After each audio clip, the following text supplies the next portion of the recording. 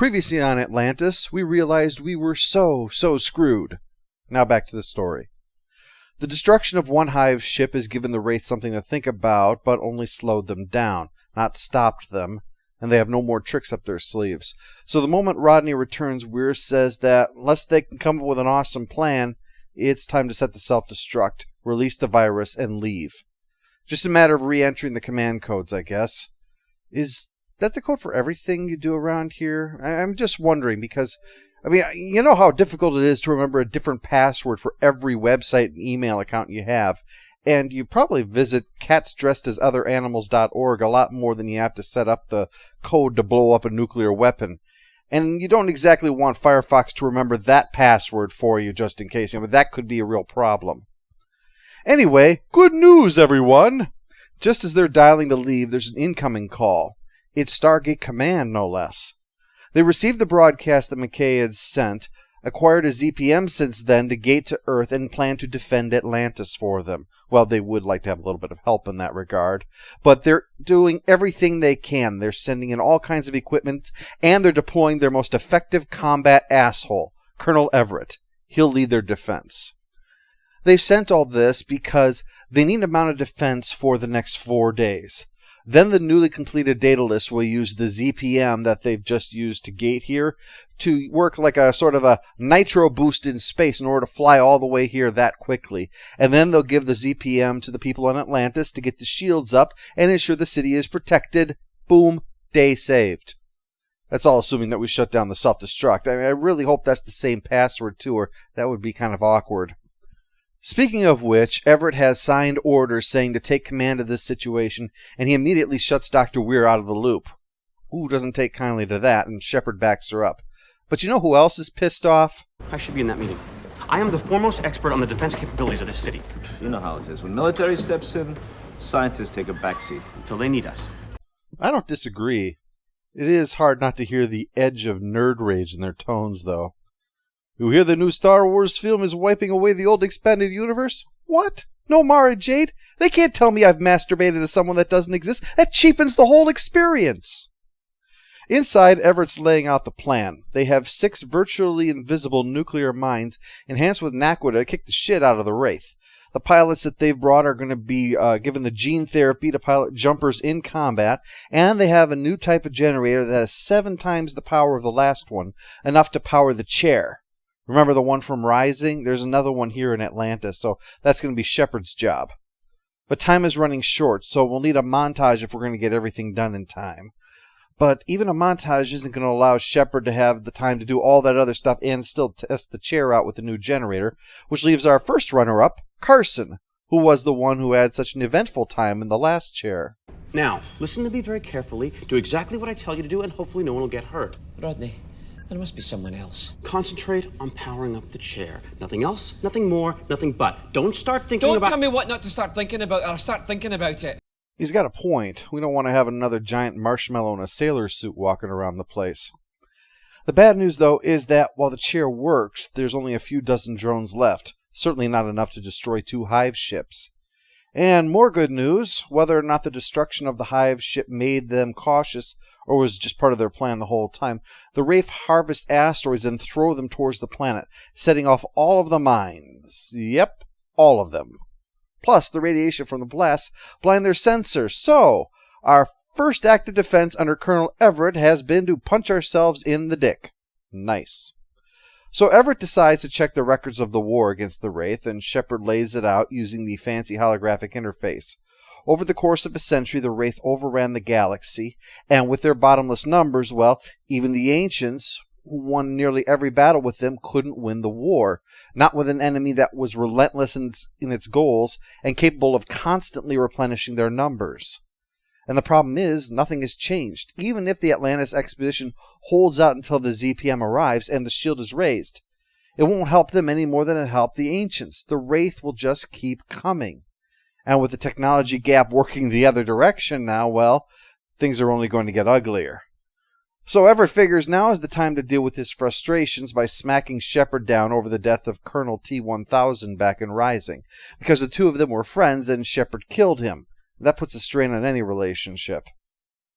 But that fun will be interrupted by the greater fun of Wraith darts attacking. So it's time for the money shots as the big-ass railguns are deployed and, as cliche as it is, I know, light up the sky around Atlantis like the 4th of July, only with less beer and a lot more barbecuing. They power up the chair and even let Ford do his Pearl Harbor impression when the Wraith darts beam up a gunnery position, winning this particular battle, but at a cost. They've lost people. The Wraith did a kamikaze run that caused damage to power distribution and to internal sensors. Parts of the city are now on fire, and there's no saving that souffle now. That's just ruined. Rodney is already on the edge. He hasn't slept in forever, and people are barking orders at him, and Rodney has a low tolerance for that kind of bullshit at the best of times. But now he's really on a rant about the military and how they treat scientists, until Shepard suggests using the chair, since they're out of drones now anyway, to remote pilot the jumpers. But flying into those hive ships won't do much damage, not unless they were to, say, put a Janai atomic bomb on board. In that case, well, the Wraith would have to put on quite a bit of sunscreen in order to deal with that problem. But first, we have the more immediate issues. Some of the Wraith beamed down, like Bob did, and they're not going to be interested in stealth as he was, like, for instance, just beating the shit out of someone and not even bothering to feed on him to avoid being detected. They'll probably just kill everyone they find. So Everett allows Taylor and her people to join in the search. Their method seems to involve allowing one person to head on alone in order to get their asses kicked, and then the backup comes in to shoot the Wraith, a few dozen times or so, enough to go down. And it is an effective way to do it, but probably not what anybody signed up for. But then the show doesn't exactly have nice things planned for Ford on the other side of this anyway, and I'm not even including the fact that he's being replaced by Aquaman. But those right there, they're just the tip of a ray gun-covered iceberg. Right now, we're going to need that nuke from the Janai, and Dr. Weir is being sent to negotiate for it. Things are off to a bad start, though. The Wraith already swept through their system. They took hundreds that had been left on the surface to sacrifice themselves for the sake of the thousands that were hidden in their bunker. But that hasn't exactly helped the Janai mood any. And it also means that the Janai don't have to worry about the Wraith for centuries now. Not unless someone were to let them in on the worst-kept secret in the galaxy. So the Janai have no incentive to strike at the Wraith right now, but they have every incentive to take Dr. Weir hostage and trade her for the C4 that they want. Dr. Weir's offer is to give them the C4 in exchange for letting them use the weapon against the Wraith, since, after all, the first thing the Janai would do is test it anyway. So testing it under field conditions on the Wraith without endangering themselves isn't a sacrifice, it's an advantage. The only downside of which is that right now the Janai don't like them very much, and helping the Atlantis expedition is a wee bit unpalatable.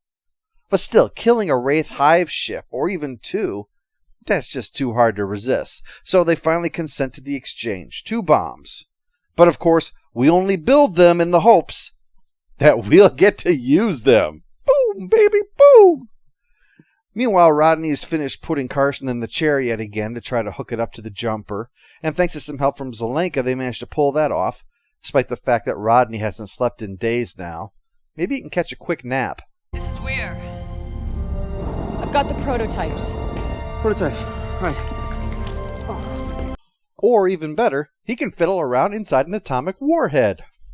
Carson gets called in over that. These two need more stimulants, even though he's already given them some. Well, any fan of Star Trek knows the response. It's too dangerous to give you even more. It would be a violation of my oath as a doctor, so I cannot allow this. Carson, though, sees that what's really dangerous here is asking 2 men with sleep deprivation to play with uranium, so he gives them the sedatives without a second thought. Ethical debates are all well and good, but perhaps they should be held after we make sure the city isn't transformed into a mushroom cloud. So with the bombs in place, the pace is swept for the last of the Wraith, again, and a speech given about, hoping we don't have to run away a second time, it's time to prep for the next round against the Wraith. Only there's no power for the chair. The experimental generator, that's on the fritz. And the Wraith won't give them any time to fix that, unsporting bastards. So Shepard figures the only thing to do now is pull a slim pickings and fly the bomb into the Wraith ship himself, only without the cowboy hat, which makes this tragic instead of awesome like it's supposed to be. Elsewhere, more Wraith darts means more Wraith beaming inside to wreak havoc, including attacking Colonel Everett himself. You'd think by now they would put body armor in their chest pieces to stop their life force getting sucked away, but I suppose it'd be like fighting vampires in chainmail turtlenecks. Just isn't fair. The hits just keep coming as Taylor's team is overpowered by the Wraith, and we see that she has vanished.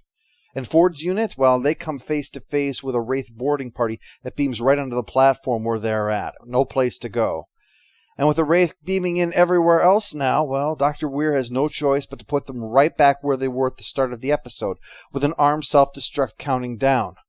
Sure, I'm glad we got that reinforcements, otherwise a lot of people might have been safe instead of captured, injured, or dead. See you next season, suckers! Part 2 is a lot of prep again, but not nearly as much because there's a lot of action to it as well. It's not wall-to-wall, but there's a definite drive forward that's almost unrelenting, and the action we do get is quite good, capturing the scope of the battle around the city, both in their firefights and in their anti-aircraft actions. The presence of Everett provides a degree of low-key tension to the other aspects. He's one of those people who thinks he's charming but actually comes across as patronizing, which adds a fairly unique element to the mix. Usually these kinds of characters are way too overt.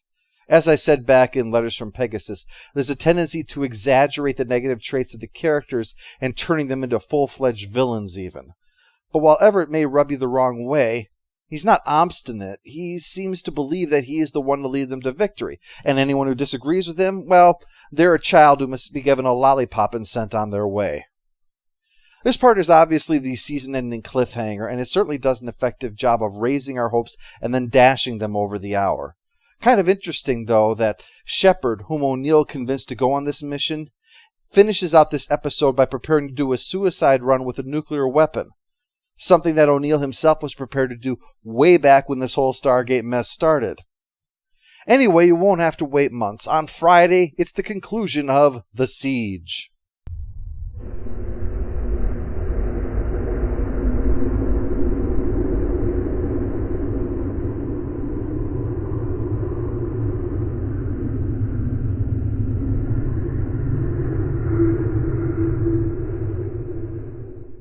All hail the Overlord! All hail the Overlord! I've already given you something. Yeah, well, we're building nuclear bombs here. Staying awake is sort of a prerequisite. Snappy.